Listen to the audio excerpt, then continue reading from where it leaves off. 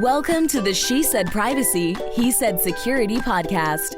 Like any good marriage, we will debate, evaluate, and sometimes quarrel about how privacy and security impact business in the 21st century.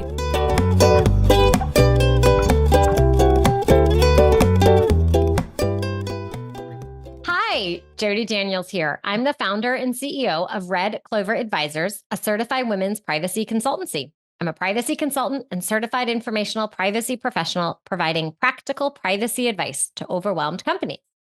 Hello, I'm Justin Daniels. I'm a shareholder and corporate M&A and tech transaction lawyer at the law firm Baker Donaldson, advising companies in the deployment and scaling of technology. Since data is critical to every transaction, I help clients make informed business decisions while managing data privacy and cybersecurity risk, and when needed, I lead the legal cyber data breach response brigade. And this episode is brought to you by Ding, Red Clover Advisors. We help companies to comply with data privacy laws and establish customer trust so that they can grow and nurture integrity. We work with companies in a variety of fields, including technology, e-commerce, professional services, and digital media. In short, we use data privacy to transform the way companies do business. Together, we're creating a future where there is greater trust between companies and consumers. To learn more and to check out our best-selling book, Data Reimagined, Building Trust One Bite at a Time, visit redcloveradvisors.com.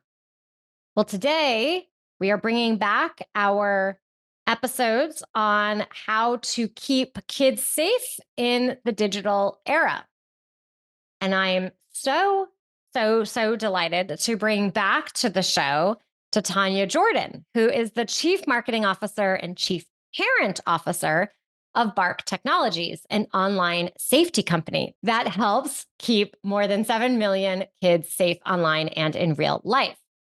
She is a renowned thought leader on digital parenting, who has been featured in the Wall Street Journal, Forbes, New York Times, Huffington Post, Fox Business, and so many more. And she is also a frequent subject matter expert on nationally broadcasted programs like The Today Show, CBS This Morning, Good Morning America. And if you are on a social media platform like Facebook, then you must join the Parenting in a Tech World that she started back in 2017, and you will learn all types of tips and tricks to keep your kiddos safe in the digital age. So, Titania, welcome to the show, and we're so happy to have you back. Thank you for having me. It's exciting to be back. That's your turn. No, I speak now. You speak now. Okay. Well, Titania, for those who didn't listen the first time that we had you on, can you talk to us a little bit about you and your focus today and on protecting kids online? Sure. Yeah. So, as Jody mentioned, we're a tech company based in Atlanta, Georgia, that helps to protect close to 7 million children across the nation.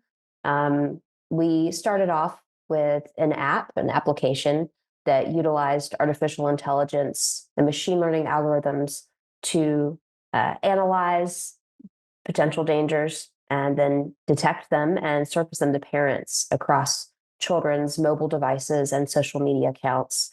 Our tech was looking for issues like cyberbullying, sexual content, predators, drug-related content, suicidal ideation, et cetera. You know, the heavy stuff, and then bring it to parents' attention so they could do something about it. We expanded to not only have a consumer app, but also give our product to any school in the nation that would use it for free. So then we scaled into, we're in a little over probably 3,700 school districts across the nation now, which is incredible. We then launched a hardware product called the Bark Home, because not all tech monitoring and time limits and filtering happens through an application, but it needs to be a piece of hardware that can connect to things like your smart television, your gaming consoles. So we rolled that out. And then finally, most recently, we launched a safer smartphone for kids, because so many families were giving their children iPhones, and we know that those are not the best first phones for children. And we wanted to have an option for kids that parents could actually adequately manage and monitor, but didn't sacrifice, any of the cool features kids love. So that's Bark in a nutshell. And for anyone listening, you should certainly check out Bark. We are a Bark family here. Our kids have it on their devices, and there are so many different places that we could go, so many different threats, unfortunately. And to get started, one of the ones that we often hear about is social media, and especially TikTok and Snapchat. I know we hear, so our kids do not have social media. And we always hear, though, that they are the only kid. Every kid has it. Yeah. And you're the only parents who aren't letting me have these accounts. So, can we talk about what is it that parents need to know about the risks of these platforms? Oh gosh. I mean, how I much know, and we time have do a you- short podcast period. I know. Okay, so the TLDR, as the kids say, or the too long didn't read, or for those of us from the 80s, like the Cliff Notes version. Um, it's really not a matter of if, but when your child is exposed to problematic content and problematic people. And that could range from what I call mild profanity to some of the worst that humanity has to offer, with extreme graphic violence, sexual content, the ability to have drugs delivered to your house just like a pizza, predators looking to sextort your kids. I mean, it's the worst, right? So yeah, you just have to know that when you're giving your child access to the entire world, you're also giving the entire world access to your child. So even if you are using the built-in parental controls, I use air quotes here because they're complete crap, that Snapchat or TikTok or whatever offers, it's not enough. It's not enough. They don't do enough. Can you share more about why they don't do enough, or what is it that, I mean, someone listening might think, well, I've done all those settings. Right. I've managed what I'm supposed to be doing. What is missing? Whew. And just kudos and good for you for taking the time to find those, because they're buried, and implement them. You're doing something, and something is better than nothing. That said, as you've probably realized, let's just take TikTok, for example. I tried their family pairing option, and I was actually encouraged at first. I was like, this is great. Thank you, TikTok, for giving me the ability to let my child use this platform with adult guidance. Well, no, because the second my son saw on his TikTok feed that his feed was restricted to only certain types of content, they surfaced that proactively to him. And they also surfaced to him that he could unlink his account from the parent account at any time. So he was like, yeah, I don't want my account to be linked to my mom's account. So he unlinked it. And TikTok then let me know, hey, your child has unlinked his account from your account. This will take effect within the next 48 hours. There was no, you can stop this, or, like there was no, there's no PIN code protecting the child's ability to be able to do that or not. It's ridiculous. So you could turn it on, but your kid can turn it off. Stupid. Makes no sense. Pointless. And they're certainly not going to go above and beyond to let me know when my son, if it is connected, when he's encountered problematic content. They're not going to do that. Same thing with Snapchat. Snapchat rolled out after a great deal of pressure, their family center. But again, it tells you a very minimal amount. Your child can unlink their account from your account without your permission. And as the parent, you can't control things on your end, important things like snap maps. I don't want my 15-year-old sharing his real-time live location with his connections at certain times, but I'm not able to toggle him into ghost mode. I have to rely on him to do that. He's not emotionally mature enough to do that on his own all the time. Again, there's so many loopholes. It's ridiculous. They're not effective. So, Titania, I wanted to ask you a follow-up question. Mm-hmm. My thought, and maybe I'm crazy on this, is many executives as people are well-meaning people. Mm-hmm. But in just what you talked about with Snapchat having to roll out the resource center, with TikTok creating a illusion of parental control. Do you have any thoughts about a window into these executive rooms when they're rolling this stuff out? And does the issue of kids come up? And if it does, is the justification well, if we have these restrictions and our competitors don't, then we're going to lose market share and we've got to get market share. And once we have market share, then we can do some of these more child-friendly things. But until that point, it doesn't help sell the product. I'm done. Or what do you think the thinking is? Or maybe there's not. I honestly wish I knew. And as somebody who loves tech and works in tech and uses social media, I really want to give these CEOs and these executive leadership teams the benefit of the doubt. Some of them are parents, right? So you have to hope that they are good people, right? But what I see, because actions speak louder than words, does not give me hope. They have to know the amount of children that are being harmed on their platforms every single day. And they also have to know what's effective and what's not effective. So I'm really discouraged by what I've seen. These are some of the brightest minds in the world behind these platforms with a great deal of resources to deploy teams and tech to solve certain problems. And, when you know that the top social media platforms just over the course of 2023 generated more than $11 billion in revenue just from children, makes you stop and think where their priorities lie. And yeah, Snapchat, if it does become more friendly to parents and parental controls, we'll certainly see kids leave it in droves, and they don't want that.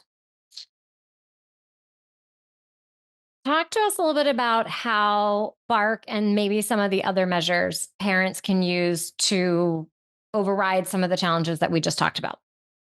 Yes.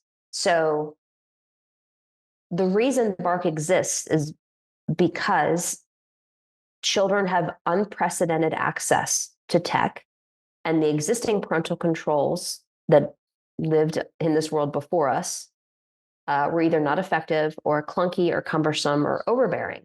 And so we live in that fine line between not trying to be spyware or invade in children's privacy as they're growing and maturing and learning from their mistakes, with giving parents an empowered way to be able to protect their kids online, just like they're responsible for doing so in real life with seatbelts and sunscreen. It's a gray space sometimes, but the amount of lives that we have been able to save and the feedback that we get not only from parents and children helps us to know we're on the right course. I mean, every single day at Bark, we're sending between probably 85 and 100 severe and sometimes imminent self-harm and suicidal ideation alerts to parents about their kids. Snapchat, TikTok, Instagram, whomever, when your child searches for, how to die by suicide, they might serve them a generic warning saying, hey, if you're struggling, please dial 911 or 988, which is great. They didn't used to do that, but they're not going to figure out who their parent is and let them know your child needs help immediately. And that's where Bark comes in. I know you're silent because you're still trying to absorb what we've just heard. This is a hard episode. No, well, I guess, Titania, I want to ask you another follow-up question. And you're seeing on the federal level and at certain states, you're starting to see some child-specific laws. Yes. When it pertains to their privacy. Yes. And, obviously I'm trained as a lawyer, but I'd like your perspective of your thoughts around the importance of regulation, because as a technologist, if you stifle with too much regulation, that can have one outcome. But when it comes to this thing with kids, do you think that having certain kinds of laws, like, for example, what if the federal government put in a regulation that for all child devices or anything that's relating to them, the default is already the most privacy enhancing, or a law that says, hey, you have to provide the parents a notification if there's some kind of the child wants to engage in imminent harm. Right. Do you think that makes a difference, or how does that part of you that's a technologist talk to the part of you that is the chief parent officer as these two concepts collide? Yeah. Well, a few things there, and this could be a whole episode, but just shout out to you and my gratitude for enduring law school and the legal exams and practicing. That's something, if I had unlimited time on this planet, I would love to be a lawyer. Um, it's just have a great deal of respect for you.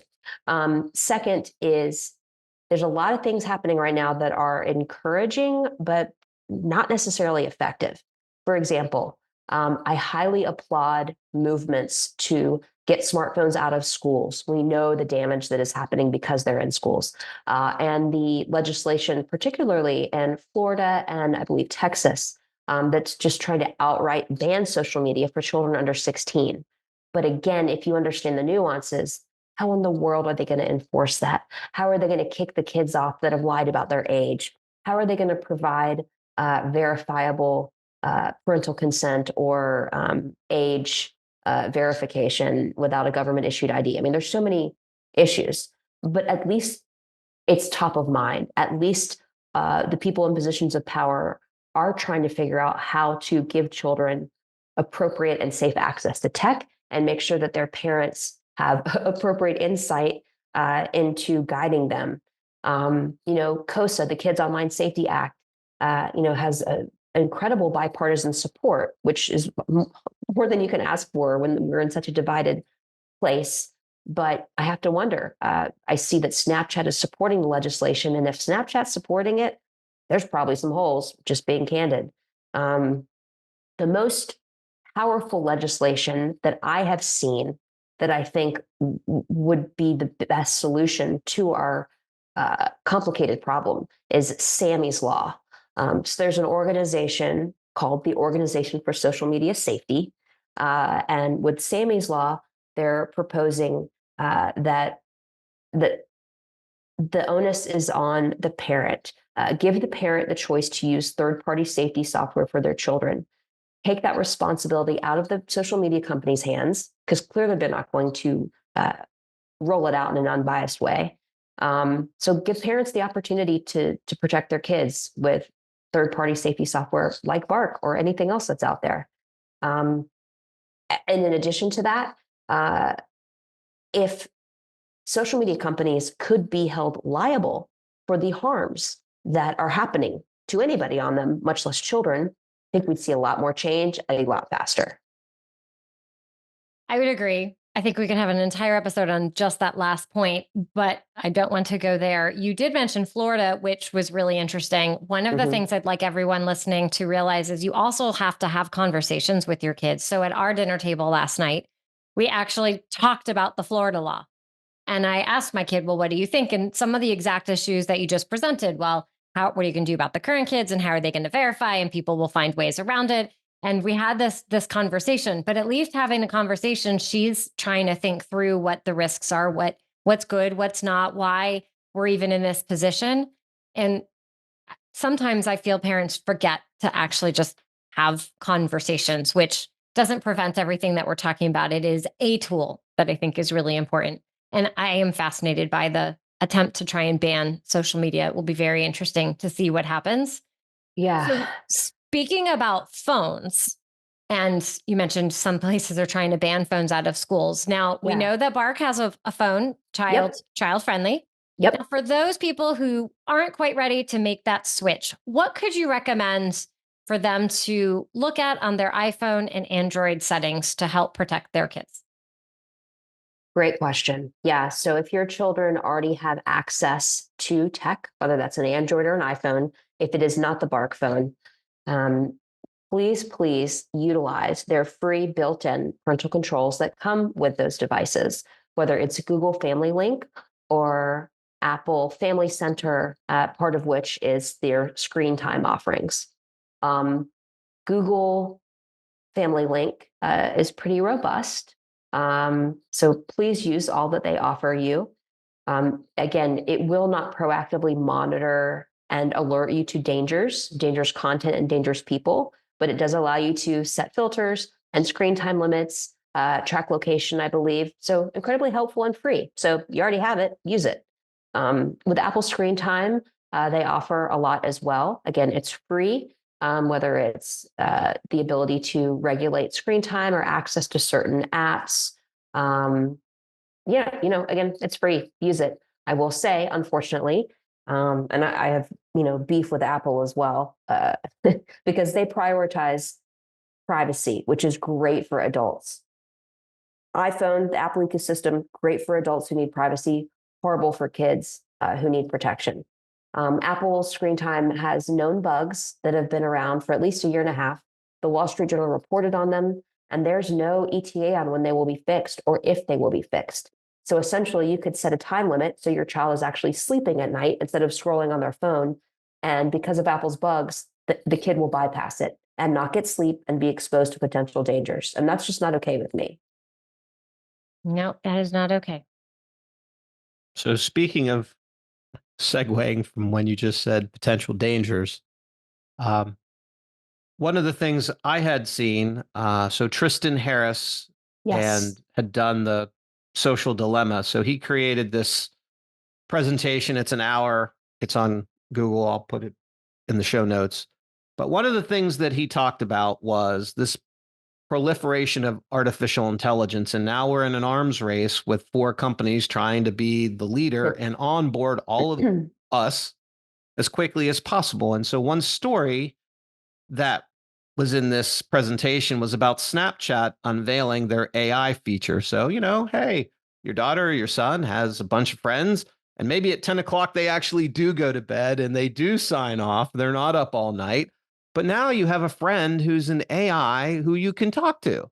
Right. And then he proceeded in his example to show how he was able to interact with this chatbot as a young person and basically show how it could be grooming him for some type of sexual predator. And I was sitting there with my parent hat on, and I was like, holy insert colorful metaphor.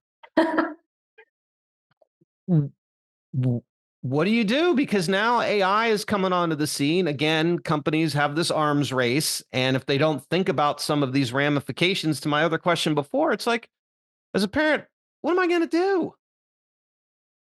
It's so frustrating to know that this company has a grip on our children. And then they go above and beyond to put them in even more of harm's way. Whether it's just keeping them locked into their screen longer so they are sedentary and not getting physical activity or in real life human connection, or exposing them to a chat bot that is not a human and has major room for error. The fact that this chat bot, instead of saying, hey, you know what, you should talk to a trusted adult about the fact that this adult wants to have a relationship with you. No, it's giving them tips on how to have their first sexual experience. The fact that the Snapchat My AI chatbot has led other children astray with horrible instances of misinformation, leading them down the path of danger to their physical and mental health. It's not okay. It's absolutely not okay. There's a powerful analogy, and I can't recall who I should attribute it to, but essentially, would we drop our 11-year-old off at a mall where every storefront was a potential danger, a drug dealer, pornography? It's like, pick your danger, pick your poison, and just let your kid explore each storefront alone. Like, no, but that's what we're doing when we give them access to social media. It makes no sense. Because I want to ask you, before you said, hey, there's this legislation and Snapchat is sponsoring it, and that makes me concerned. Yeah. And so, kind of building on your point, how do you feel then when you watch all of these AI companies go in front of Congress and ask for regulation? My personal opinion, speaking as like a parent and just a person, is I think they're doing that on purpose because they know it's going to get regulated. So they want to influence the regulation in a way that benefits them, not necessarily a way that is good for the customer? It would be so interesting to know how much money Snapchat and all the social media companies have funneled into lobbyists to block certain legislation, right? Including COSA. And Snapchat is very firm about giving children privacy. So, what about COSA is it that makes them feel okay that they can support it? I'm fascinated. Or perhaps they don't think it's going to pass and it looks good for them to support it. I don't know. I don't know the answer, but I'm concerned. The concerns that I have in this AI conversation is we already know the mental health challenges that social media provides to adults and certainly children. Yes. And Titania just mentions, right, if the child is spending more and more time online with the phone, I'm having less human engagement, which creates, how do you even talk to people? How do you have eye contact? How can you read signals? How do you have emotional intelligence? All these pieces. So then you have all these social media platforms. We didn't even talk about influencers. That Oh. Are they real or are they not real? And with the challenge of AI, I'm potentially going to be lured into communities with obviously all the dangers, also potentially real and fake content, and we won't know. And then why do I feel the need? I have to, if I'm supposed to be on a social platform to talk to the social people, and which are supposed to be the people and the humans, Right. I am genuinely struggling. Why do I need to talk to a not human? This entire conversation makes me very baffled and confused and really, really worried, which I don't have the perfect solution. The at least minimal solution is why I mentioned speaking to your children, to literally have conversations, as many conversations as you can have, to get them to understand what these risks are so that they have. Justin and I talk about this idea of digital citizenship and trying to know, how can I discern real from Memory. fake? And how Yeah, am I going to be able to tell you were a real influencer, you were a real friend, you were all pretend content, or someone's sharing the article round and round. Well, where did it come from? Well, I don't know. That was like Susie, and well, Susie got it from Harry, and well, I don't know. No, you have to ask the questions to probe deeper to get an understanding to be able to make good decisions. Yes, and it's important to, um, if you're going to go down the path of utilizing AI, which I mean, I use AI to support, my certain initiatives because it's like a calculator in a way, right? It helps you move faster, but with caution. So use it with your kid. If your kid has Snapchat, open up the My AI portion of it with them and ask it questions together so that you can see how it responds and maybe poke holes and show them how this can sometimes be powerful, but it can also sometimes be inaccurate. Well, Titania, Jody said something that her and I have talked about digital citizenship. And at the outset of your introduction, you talked about how you're in, I think it was what, 3,700 different school districts? Yes. And I'm just curious from your perspective as a mom, someone who cares about technology and kids, are you seeing any of the conversations in schools coming up where we think about how do we teach kids to think critically, which is now becoming more and more important because we live in an age of more information, but yet the truth is elusive and polarization is greater. It's like this contradiction that doesn't make sense. Have you seen, or can you share anything you've been hearing about maybe schools saying, you know what, we really need to make this digital citizenship or really focus on critical thinking skills, age appropriate, as a fundamental part of education in this digital environment that we're in? Yes, I'm actually really encouraged by some of the digital citizenship curriculum I've been able to review at different schools and districts, because that's a big part of it. It's just fact checking, find the source of truth, and sometimes know that there's multiple sides to the story. Right? There's usually three angles to every story: one person, the other person's, and then the truth lies somewhere in the middle. So yes, I am encouraged to see that is happening, because you can't just believe everything you see online. You speak to a lot of parents, kids, schools, and I'm sure you find yourself repeating over and over some common things. If you could shout from the rooftops, what would it be? Ooh, great question.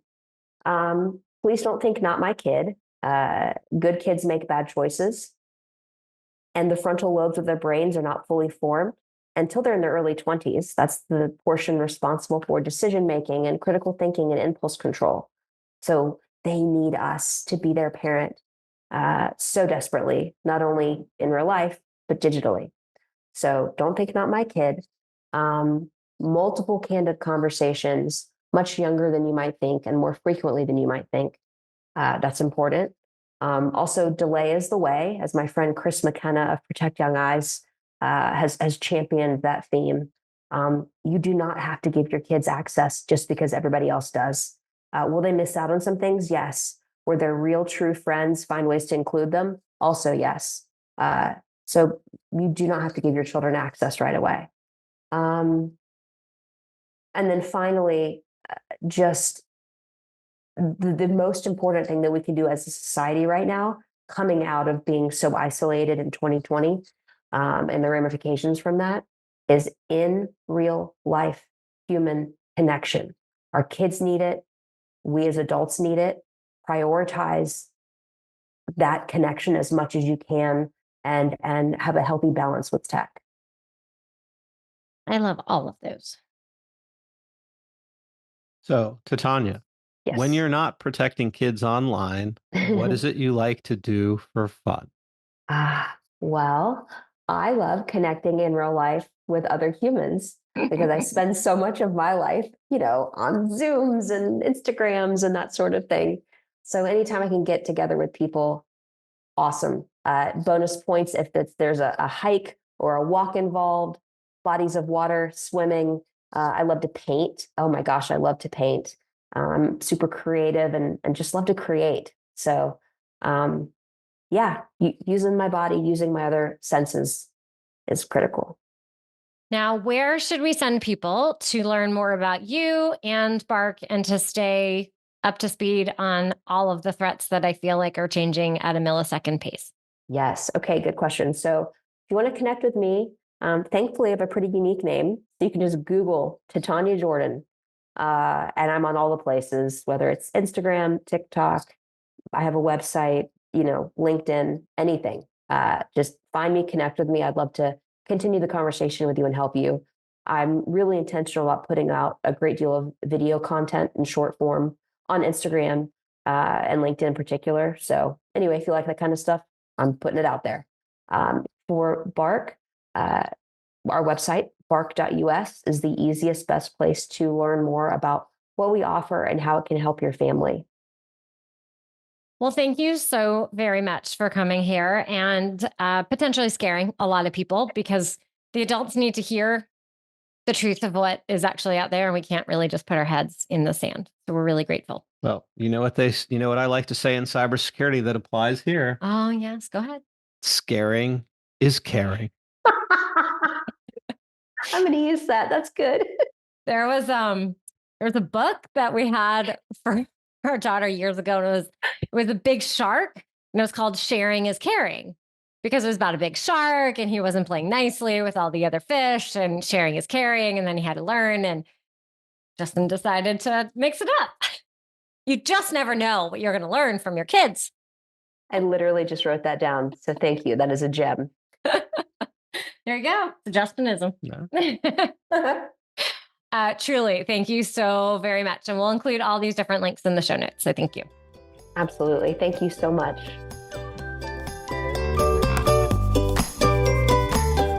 Thanks for listening to the She Said Privacy, He Said Security podcast. If you haven't already, be sure to click subscribe to get future episodes and check us out on LinkedIn. See you next time.